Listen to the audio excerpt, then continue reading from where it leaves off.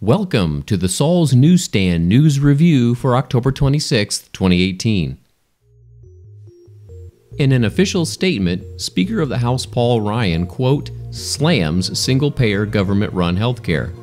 The statement reads, even after the failures of Obamacare, the left wants to double down on abolishing our healthcare system as we know it. Today's Democrat Party has gone off the rails, and here's why. Medicare for all may sound good, but it would essentially destroy and obliterate the private health insurance system, the employer-sponsored health insurance system. Oh, and by the way, it would end Medicare as we know it.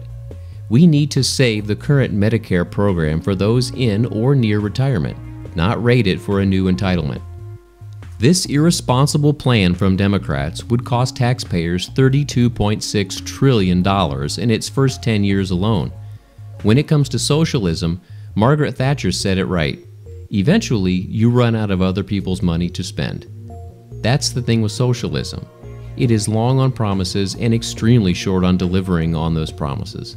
Put simply, single-payer government-run healthcare would be a disaster, and as long as Republicans control the House, it will never happen. The Hill reports, President Trump says he will push for a new round of tax cuts after midterms.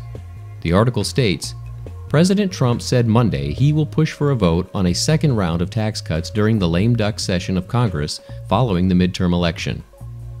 We're doing it now for middle-income people. This is not for business, this is for middle. Trump told reporters at the White House, adding that we'll do the vote after the election.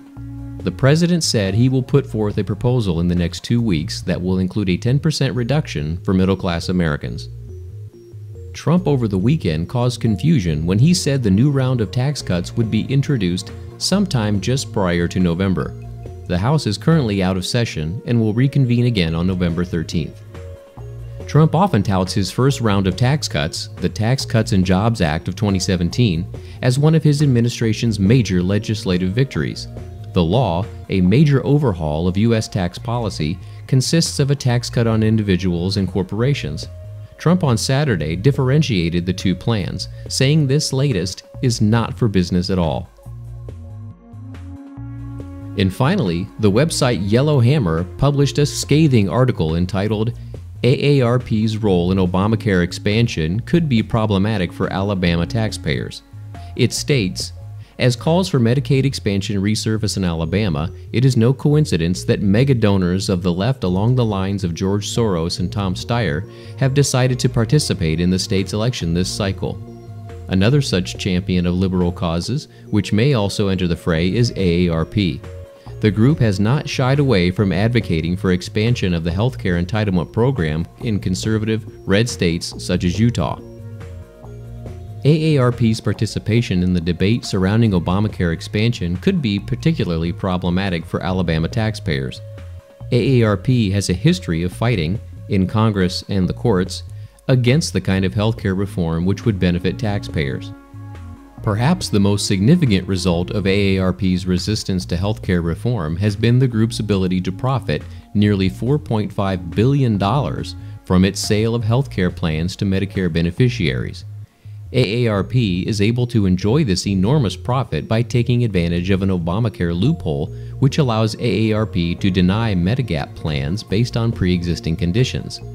These moves by the AARP have been characterized as, quote, shady business practices, yet the group has been successful in preserving the status quo of the pre-existing condition loophole.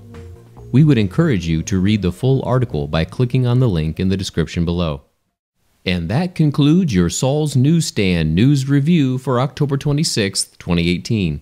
For more political news faster, visit saulsnews.com.